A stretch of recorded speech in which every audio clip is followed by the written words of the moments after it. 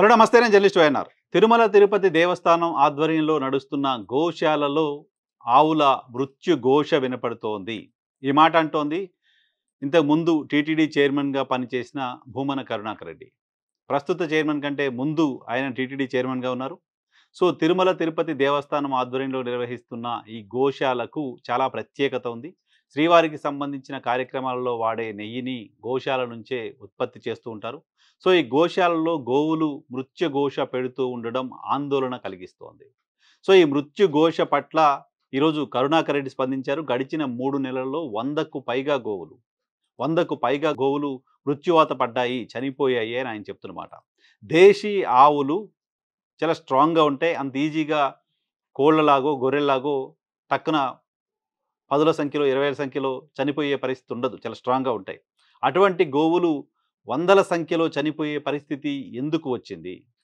దీనికి కారణం ఎవరు? కరుణాకర్ రెడ్డి చేస్తున్నవి ఆరోపణలా? నిజాలా? నిజాలే అయితే గనక అది ఖచ్చితంగా మహాపచారంగా, ఘోర అపచారంగా చూడాల్సిన అవసరం ఉంది. గోవుకు శ్రీనివాసుడితో ప్రత్యేకమైన సంబంధం ఉంది. సో శ్రీనివాసుడు భూమి మీదకొచ్చి కలియుగ వైకుంఠంగా పిలువబడే తిరుమల క్షేత్రానికి వచ్చి బయట ప్రపంచానికంతా కనపడకముందే, ప్రపంచానికంతా ఆయన అక్కడికి వచ్చాడనే విషయం తెలియటానికంటే ముందే ఆయన అక్కడికి వచ్చాడనే విషయం తెలుసుకున్నది గోమాత. వెంకటేశ్వర స్వామికి పాలని ప్రసాదంగా ఇచ్చిన గోమాతకు ప్రస్తుతం తిరుమల తిరుపతి దేవస్థానం ఆధ్వర్యంలో నడుస్తున్న గోశాలలో సరైన ట్రీట్మెంట్ లేవు, సరైన ఆహారం లేదు, సరైన పోషణ లేదు. ఈ కారణంగానే గోవులు చనిపోతున్నాయి అనేది కరుణాకర్ రెడ్డి చెప్తున్నమాట. సో అసలు ఈ అంశానికి సంబంధించి తిరుమల తిరుపతి దేవస్థానం మేనేజ్మెంట్ని, బోర్డుని కొన్ని ప్రశ్నలు అడగవలసి ఉంది. ఏమిటా ప్రశ్నలు? తిరుమల తిరుపతి దేవస్థానం ఆధ్వర్యంలో నిర్వహిస్తున్న గోశాలలో ఈ బోర్డు కొలువు తీరే నాటికి అసలు ఎన్ని గోవులు ఉన్నాయి? ఆ గోవులకు సంబంధించిన పరిస్థితి ఏంటి? వాటికి సంబంధించిన హెల్త్ కండిషన్ ఏంటి? ఈ బోర్డు ఏర్పడే నాటికి తిరుమల గోశాల నుంచి ఉత్పత్తి అవుతున్న పాల సామర్థ్యం ఎంత? ఈరోజు ఉత్పత్తి అవుతున్న పాల సామర్థ్యం ఎంత? ఆ రోజు ఉత్పత్తి అవుతున్న పాల సామర్థ్యం ఇప్పటికీ తగ్గిందా, పెరిగిందా? తగ్గింది అనేది కరుణాకర్ రెడ్డి చెప్తున్న మాట. తగ్గింది నిజమే అయితే అంత స్థాయిలో, అంత గణనీయంగా తగ్గిపోవడానికి కారణం ఏంటి? కారణం ఆవులు మరణించటం మాత్రమేనా? 3 నెలల్లో 100కు పైగా గోవులు చనిపోవడం అనేది ఖచ్చితంగా చిన్న విషయం కాదు. మొత్తం దేశమంతా ఇటువైపు తిరిగి చూడాల్సిన అంశం. సో ఇన్ని గోవులు చనిపోతుంటే మెజర్స్ ఏం తీసుకుంది టీటీడీ? ఆ మరణాలు మళ్ళీ జరగకుండా ఎటువంటి జాగ్రత్తలు తీసుకున్నారు? చనిపోయిన ఆవులు ఎందుకు చనిపోయాయి అనేది పోస్ట్ మార్టం రిపోర్ట్ ఏమన్నా చేశారా? ఏ ఒక్క ఆవు మరణానికి సంబంధించిన పంచనామా అయినా ఉందా? పోస్ట్ మార్టం రిపోర్ట్ ఉందా? ఉంటే దాన్ని ఖచ్చితంగా బహిర్గతం చేయాల్సిన అవసరం ఉంది. లేకపోతే ఎందుకు లేదో కూడా చెప్పాల్సిన అవసరం ఖచ్చితంగా కనపడుతోంది. సో గోవుల సంఖ్య చనిపోయింది అని కేవలం రాజకీయపరమైన విమర్శ చేయటం మాత్రమే కాకుండా కరుణాకర్ రెడ్డి కొన్ని ఫోటోగ్రాఫ్స్ చూపిస్తున్నారు. ఆ ఫోటోగ్రాఫ్స్ చూసినప్పుడు ఆ ఫోటోగ్రాఫ్స్ అన్ని చాలా హృదయ విదారకంగా ఉన్నాయి. గోవులు మరణించిన తర్వాత ఇమీడియట్గా వాటిని తీసుకెళ్ళి పూజ చేయడమో కార్యక్రమం ఏదో ఉంటుంది. కానీ ఆ ఫోటోగ్రాఫ్స్లో కొన్నింటిని చూస్తే బక్క చిక్కిపోయి, అలాగే ఎండిపోయి, డెడ్ బాడీస్ అలాగే ఎండిపోయి అలా వదిలేశారా అన్నట్లుగా ఫొటోస్ ఉన్నాయి. అంటే చనిపోయిన తర్వాత కూడా వాటిని గుర్తించడానికి కూడా సమయం పట్టిందా? అవి బ్రతికున్నాయా, చనిపోయాయా చూసే పరిస్థితులు కూడా అక్కడ నిర్వాహకులు లేకుండా పోయారా? నాకున్న సమాచారం ప్రకారం తిరుమలలో ఇటీవల జరిగిన తొక్కిసలాట ఘటనకు బాధ్యుడిని చేస్తూ గోశాల నిర్వాహకుడు ఒకతన్ని సస్పెండ్ చేశారు అని విన్నా. సో ఆయన సస్పెన్షన్ తర్వాత అక్కడ పూర్తి స్థాయి గోశాల పైన, గోవులకు సంబంధించిన కండిషన్ పైన అనుభవం ఉన్న, నాలెడ్జ్ ఉన్న వ్యక్తిని కాకుండా ఫారెస్ట్ డిపార్ట్మెంట్కి సంబంధించిన వ్యక్తిని అక్కడ ఇన్ఛార్జిగా వేశారు అనే మాట వినపడుతోంది, ఆరోపణలు వస్తున్నాయి. ఇవి నిజమా కాదా? గోవులు మరణించటం అనేది చాలా సీరియస్గా పరిగణించాల్సిన అంశం. తిరుమల తిరుపతి దేవస్థానం ప్రక్షాళన గురించి కూటమి సర్కారు పదే పదే మాట్లాడుతోంది. కూటమి సర్కారు మిగతా విషయాల్లో రాజకీయం చేస్తుందేమో కానీ తిరుమల తిరుపతి దేవస్థానం విషయంలో పర్టికులర్గా చంద్రబాబు నాయుడు గారు రాజకీయాలు చేస్తారని నేను వ్యక్తిగతంగా అనుకోవట్లా. చంద్రబాబు నాయుడు గారు తాను శ్రీవారి భక్తుణ్ణి అని చెప్తారు. శ్రీవారి భక్తుడిని కాబట్టే ఆయన నా ప్రాణాలు కాపాడారు అని చెప్తూ ఉంటారు. ఈవెన్ లడ్డూ విషయంలో కూడా ఆయన టక్కున ఓ మాట అన్న తర్వాత తిరుమల లడ్డూలో కల్తీ జరిగిందనే మాట ఇంటెన్షనల్‌గా బయటికి చెప్పకపోయినప్పటికీ ఆ మాట బయటకొచ్చిన తర్వాత ఆ ఇష్యూలో పార్టీకి సంబంధించిన నేతలెవరు ఆ తర్వాత శృతి మించి మాట్లాడకుండా కంట్రోల్ చేశారాయన. దేవుడితో రాజకీయాలు వద్దు అంటూ చంద్రబాబు నాయుడు గారు పార్టీ క్యాడర్‌కి చెప్పినట్లుగా సమాచారం ఉంది. చంద్రబాబు నాయుడు గారు చాలా బాధపడి కన్నీళ్లు కూడా పెట్టుకున్నారు అనే సమాచారం కూడా నేను విన్నా ఆ ఘటన జరిగిన తర్వాత. సో శ్రీవారంటే అంత ప్రేమ, శ్రీవారంటే అంత భయం, శ్రీవారంటే అంత భక్తి ఉన్న చంద్రబాబు నాయుడు గారు తిరుమల తిరుపతి దేవస్థానాన్ని ప్రక్షాళన చేస్తాను అని చెప్పినప్పుడు శ్రీవారి భక్తులు ఎవరైనా నిజంగానే ప్రక్షాళన జరుగుతుంది అని భావించారు. ప్రక్షాళన జరగాలని కోరుకున్నారు. అక్కడ ఏమైనా తప్పులు జరుగుతుంటే జరగకుండా చూడాలని కోరుకున్నారు. కానీ చంద్రబాబు నాయుడు గారే ముఖ్యమంత్రిగా ఉన్న సమయంలో ఆయన నియమించిన బోర్డు, ఆయన నియమించిన ఎగ్జిక్యూటివ్ టీము ఉన్నప్పుడు గోవులు 100కు పైగా చనిపోవడం అనేది ఏమాత్రం కూడా క్షమించరాని నేరం. దీనిపైన ప్రభుత్వం ఏమాత్రం ఆలస్యం చేయకుండా విచారణ చేయాల్సిన అవసరం ఉంది. గోవుల మరణానికి సంబంధించిన నివేదికను తెప్పించుకోవాల్సిన అవసరం ఉంది. దీన్ని రాజకీయ కోణంలో కాకుండా పరిష్కారం వైపు ఆలోచన చేయాల్సిన అవసరం ఉంది. ఈ మరణాలకు బాధ్యులైన వాళ్ళపైన చర్యలు తీసుకోవాల్సిన అవసరం ఉంది.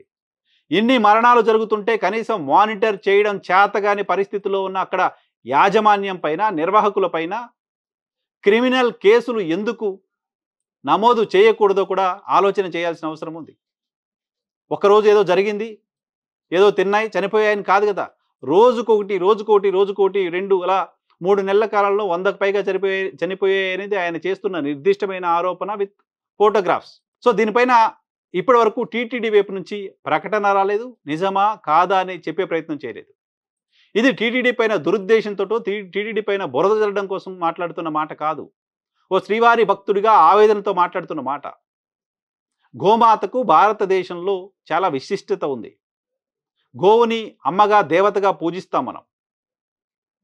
చిన్నపిల్లలకు తల్లి చనిపోతే గోవుల పాలు పట్టించి పెంచుతారు. అంటే తల్లి తర్వాత గోమాత అనే జస్ట్ క్యాజువల్గా గోమాత అనడం కాకుండా తల్లి అంత ప్రాముఖ్యత, తల్లి అంత విశిష్టత ఆవుకుంటుంది భారతదేశ సంస్కృతిలో.